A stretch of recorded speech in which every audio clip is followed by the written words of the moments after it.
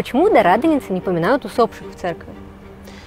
Церковная традиция, что после входа Господня в Иерусалим, то есть от вербного воскресенья до Радоницы, поминовения усопших в храмах не совершаются, потому что церковь сосредотачивается, с одной стороны, на воспоминании переживаний страстей Христовых, а после праздника Пасхи на вот этом удивительном настрое светлого Христова воскресения.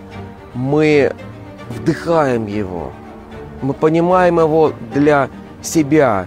И когда заканчивается страстная седмица, наши крестные ходы радости, которые мы совершаем каждый день, мы потихонечку возвращаемся к своему обычному уставу и к своей обычной жизни.